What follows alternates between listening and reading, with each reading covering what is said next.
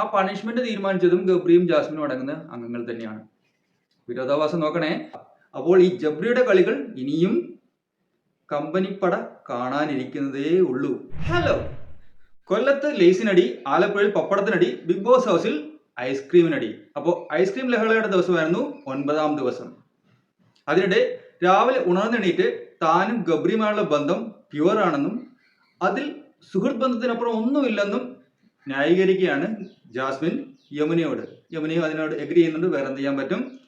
Jasmine പറയുന്നത് ഒരു ആണും ഒരുമിച്ചിരുന്നാലോ ഒരു പെണ്ണും ഒരുമിച്ചിരുന്നാലോ ആങ്ങളെയും പെങ്ങളും ഒരുമിച്ചിരുന്നാലോ ഇങ്ങനെയുള്ള തെറ്റിദ്ധാരണകളൊന്നും ഉണ്ടാവില്ല. തങ്ങൾ ഒരുമിച്ചിരിക്കുമ്പോൾ എന്തുകൊണ്ടാണ് ഇങ്ങനെ തെറ്റിദ്ധാരണ വരുന്നത് എന്നാണ്. ഓഫ് കോഴ്സ് ആങ്ങളെയും പെങ്ങളും ഒരുമിച്ചിരുന്നാൽ അങ്ങനെ തെറ്റിദ്ധാരണ വരാറില്ല. അങ്ങനെ ആർക്കും തോന്നാറുമില്ല തെറ്റായ രീതിയിലോ അല്ലെങ്കിൽ മറ്റെന്തെങ്കിലും ബന്ധമുണ്ടെന്നോ തോന്നാറില്ല. പക്ഷെ ഇന്നത്തെ കാലത്ത് ആണും പെണ്ണും ആണെങ്കിലും ഒരു പരിധിയിൽ കവിഞ്ഞ അടുപ്പമാണെങ്കിൽ ആൾക്കാർ ധരിക്കും. തെറ്റിദ്ധാരണ എന്ന് പറയാൻ പറ്റില്ല, അതൊരു ധാരണയാണ്. അവിടെ തെറ്റായിട്ട് എന്തെങ്കിലും ഉണ്ടെന്ന് എനിക്ക് തോന്നുന്നില്ല. ഇവർ തമ്മിൽ പ്രണയത്തിലാണെങ്കിൽ ആർക്കാണ് പ്രശ്നം? അവർക്ക് തുറന്ന് സമ്മതിക്കുന്നതിന് പ്രശ്നം ഉണ്ടാകേണ്ട കാര്യമില്ല. അവർ തുറന്ന് സമ്മതിക്കാൻ മടിക്കുന്നതാണ് ഇവിടുത്തെ പ്രശ്നം. തുറന്ന് സമ്മതിച്ചാലും ഇല്ലെങ്കിലും അവർക്ക് അവരുടെ ജീവിതം, അവരുടെ തീരുമാനങ്ങൾ, അവർക്ക് അവരുടെ രീതിയിൽ മുന്നോട്ട് പോകാം. അങ്ങനെ ന്യായീകരിച്ച് മെഴുകേണ്ട കാര്യമുണ്ടെന്ന് എനിക്ക് തോന്നുന്നില്ല. എന്തായാലും ജാസ്മിൻ നല്ല രീതിയിൽ ന്യായീകരണം നടത്തുന്നുണ്ട്. അതിനിടെ ചലഞ്ച് വന്നിരിക്കുകയാണ്. പുതിയ ചലഞ്ച് നമ്പർ 1. പവർ റൂമിലേക്ക് പുതിയ ആൾക്കാർ കയറണമെങ്കിൽ അവർക്ക് വേണ്ടിയുള്ള 1ാമത്തെ ചലഞ്ചാണ് ഇന്ന് വന്നിരിക്കുന്നത്. കുട്ടിക്കാര് മണി കിട്ടും എന്നാണ് സംഭവം. ശിശു പരിപാലനമാണ് ഇന്നത്തെ ലക്ഷ്യം. 3 കുട്ടികളാണ് വന്നിരിക്കുന്നത് പവർ റൂമിൽ നിന്ന്. യമുന, ശ്രീരേഖ, ജാസ്മിൻ ആദ്യമേ തന്നെ താൻ റോക്കിയുടെ ടീമിന്റെ കുട്ടിയായിരിക്കും. അവരെ കൊണ്ട് ഇമ വരപ്പിക്കുമെന്നാണ് ജാസ്മിന്റെ തീരുമാനം. ജാസ്മിൻ പറയുന്നത് താൻ അവർക്ക് വേണ്ടി ഉള്ള കുട്ടിയായിരിക്കുമെന്നാണ്. അതേസമയം റോക്കിയുടെ ടീമിനും അറിയാം ജാസ്മിനാണ് തങ്ങൾ കുട്ടിയായിട്ട് കിട്ടുന്നതെങ്കിൽ തങ്ങൾക്കുള്ള പണി ജാസ്മിൻ നല്ല രീതിയിൽ തരും. തങ്ങളായിട്ട് വലിപ്പിക്കാനായിരിക്കും ജാസ്മിന്റെ തീരുമാനമെന്ന് റോക്കിയുടെ ടീമിനും നന്നായിട്ട് അറിയാം. യമുന ആണെങ്കിലും അതേ പ്രശ്നം അവർ നേരിടുമെന്നാണ് അവർ കരുതുന്നത്. എന്തായാലും ആദ്യത്തെ കുട്ടി ശ്രീകുട്ടിയാണ്. 6 വയസ്സുള്ള ശ്രീരേഖ കുട്ടിയായിട്ട് നിർബന്ധമുള്ള കുട്ടിയായിരിക്കണമെന്നാണ് ശ്രീരേഖയോട് ബിഗ് ബോസ് പറഞ്ഞിരിക്കുന്നത്. ശ്രീരേഖ അതിമനോഹരമായിട്ട് തന്നെ നിർബന്ധം കാണിച്ചു അത്യാവശ്യം വേണ്ട രീതിയിൽ വെറുപ്പിച്ചു. നെക്സ്റ്റ് ടീമിനായിരുന്നു ശ്രീരേഖ എന്ന കുട്ടിയെ കിട്ടിയത്. അവർ കുട്ടിക്ക് പാല് കൊടുക്കാനുള്ള ശ്രമമൊക്കെ നടത്തുന്നുണ്ടായിരുന്നു. അപ്പോഴാണ് ബിഗ് ബോസ് നെക്സ്റ്റ് ടീമിനെ കുപ്പിപ്പാല് കൊടുക്കാൻ ശ്രമിച്ചപ്പോഴാണ് നെക്സ്റ്റ് ടീമിനെ ബിഗ് ബോസ് റിമൈൻഡ് ചെയ്തത്. ഇത് 6 വയസ്സുള്ള കുട്ടിയാണ്, 2 വയസ്സുള്ള കുട്ടിയല്ല. കുപ്പിപ്പാലൊന്നും കൊടുക്കേണ്ട യാതൊരു ആവശ്യവുമില്ല.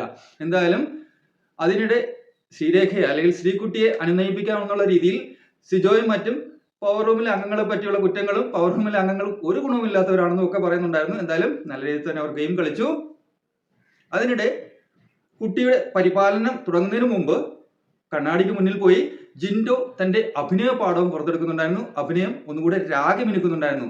ദേഷ്യം, രൗദ്രം, ശൃംഗാരം തുടങ്ങിയ ഭാവങ്ങൾ അദ്ദേഹം അഭിനയിച്ച് ഫലിപ്പിക്കുന്നതിനിടയിലാണ് അപ്സര എത്തി വഴക്ക് പറഞ്ഞു. എത്ര നേരം നിങ്ങളെയൊക്കെ വിളിച്ചുകൊണ്ടിരിക്കും, നിങ്ങൾ എന്താ അങ്ങോട്ട് വരാത്തത്? അപ്പോൾ കക്ഷി സോറി പറഞ്ഞ് ഞാൻ ഒന്ന് ഭാവം കാണിച്ച് നോക്കുകയായിരുന്നു എന്നാണ് പറഞ്ഞത്. എന്തായാലും പച്ചാളം ഭാസ്യടുത്ത ട്രെയിനിങ്ങിന് ശേഷമാണ് ജിൻഡോ ബിഗ് ബോസ് ഹൗസിൽ എത്തിയിരിക്കുന്നതെന്നാണ് ഞാൻ കരുതുന്നത്. അത്ര മനോഹരമായിരുന്നു ഭാവങ്ങൾ.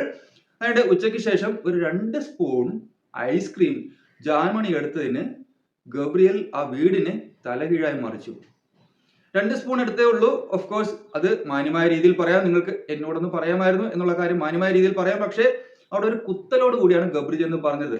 നിങ്ങൾ ഐസ്ക്രീം എടുത്ത് വായിൽ വെക്കുന്ന അതേ സമയം ചെന്ന് പറഞ്ഞു എന്നോട് പറയാതെ എടുത്തത് ശരിയായില്ല. എന്തായാലും അവിടെ അടി തുടങ്ങി. അവിടെ അത് അപ്സര സോൾവ് ചെയ്യുന്നു. അപ്സര നല്ല രീതിയിൽ ക്യാപ്റ്റനായിട്ട് ബിഹേവ് ചെയ്യുന്നുണ്ട്. ക്യാപ്റ്റന്റെ രീതിയിലുള്ള കാര്യങ്ങൾ നല്ല രീതിയിൽ തന്നെ അപ്സര ഹാൻഡിൽ ചെയ്യുന്നുണ്ട്. എല്ലായിടത്തും ഇടപെടുന്നുണ്ട്. എല്ലാവരുടെയും ഒരു പാർഷ്യാലിറ്റിയും കാണിക്കാതാണ് അപ്സര ഹാൻഡിൽ ചെയ്യുന്നത് ക്യാപ്റ്റൻസി. പക്ഷേ അവിടെ അപ്സരയോടും കൂടി ചോദിച്ചിട്ടാണ് ജാൻമണി ഐസ്ക്രീം എടുത്തത്.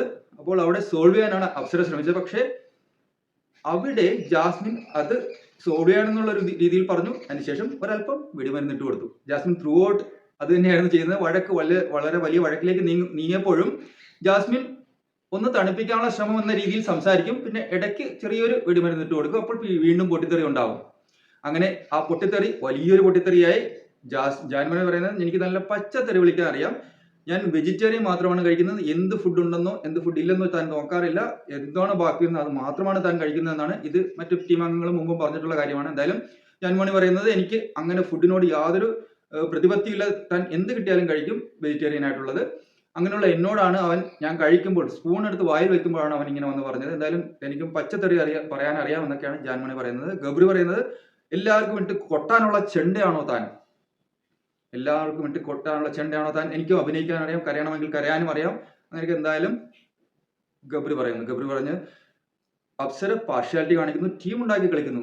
ജാസ്മിനുമായിട്ട് ടീം ഉണ്ടാക്കി കളിക്കുന്ന ഗബ്രി തന്നെയാണ് പറയുന്നത് അപ്സര ടീം ഉണ്ടാക്കി കളിക്കുന്നത്. ഇതുവരെ അപ്സര ടീം ഉണ്ടാക്കി കളിക്കുന്നതായിട്ട് ശ്രദ്ധയിൽപ്പെട്ടിട്ടില്ല. ചിലപ്പോൾ ടീം ഉണ്ടാകുന്നുണ്ടാകാത്ത, പക്ഷെ നമ്മൾ കാണുമ്പോൾ അങ്ങനെ അപ്സര ഇമ്പാർഷ്യലായിട്ടാണ് നിൽക്കുന്നത്. അങ്ങനെ ടീം ഉണ്ടാക്കുന്നതായിട്ട് തോന്നുന്നില്ല.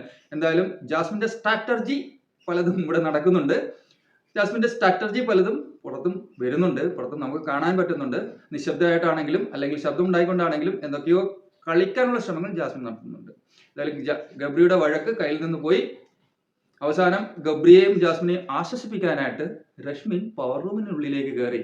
പവർ റൂമിനുള്ളിൽ മറ്റുള്ളവർ കയറാനുള്ള അനുവാദമില്ല, അതറിയാം. രശ്മിൻ പറഞ്ഞത് പണിഷ്മെന്റ് കിട്ടിയാൽ ഞാൻ സ്വീകരിച്ചോളാമെന്നാണ്. എന്തായാലും അതിനുള്ള പണിഷ്മെന്റ് വന്നു. ആ പണിഷ്മെന്റ് തീരുമാനിച്ചതും ഗബ്രിയും ജാസ്മിനും അടങ്ങുന്ന അംഗങ്ങൾ തന്നെയാണ്. വിരോധാഭാസം നോക്കണേ.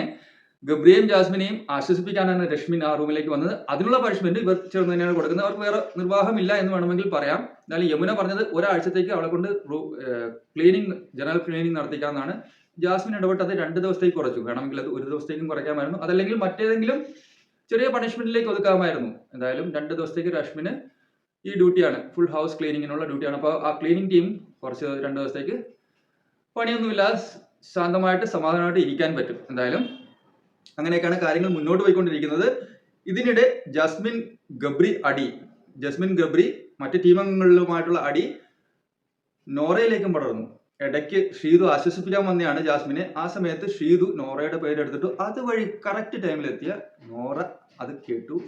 പിന്നെ അവിടെ മറ്റൊരു തലത്തിലുള്ള അടിയായിരുന്നു നോറയും ജാസ്മിനുമായിട്ട്. നോറ ഒട്ടും വിട്ടുകൊടുക്കാൻ തയ്യാറല്ല.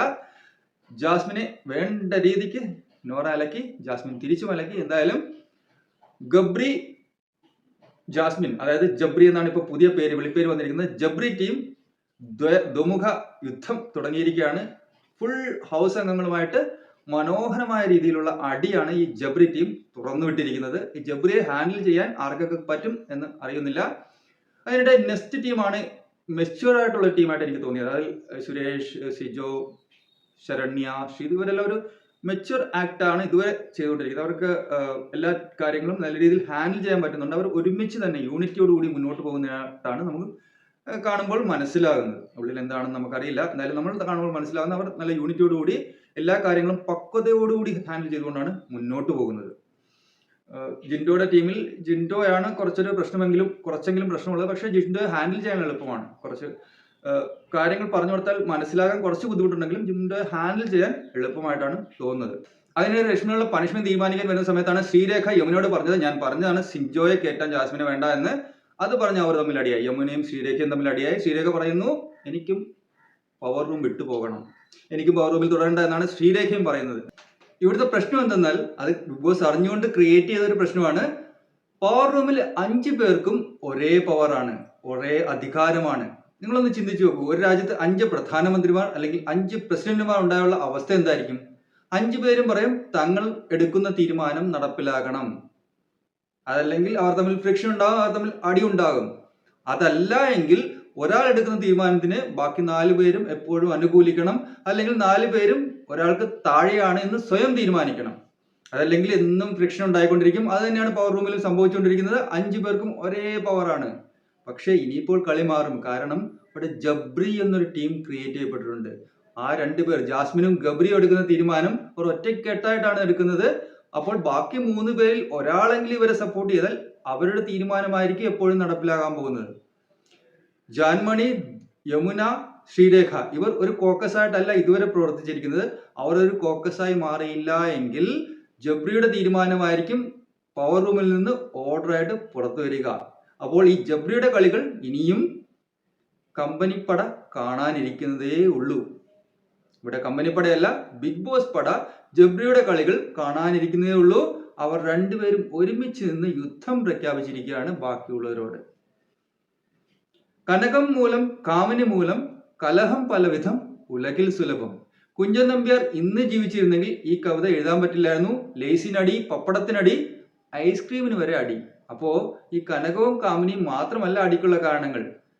ആഡംബര വസ്തുക്കളായ, വയറു നിറയ്ക്കാനുള്ള വസ്തുക്കളല്ല ഇവ ആഡംബരത്തിന്റെ പ്രതീകങ്ങളാണ്.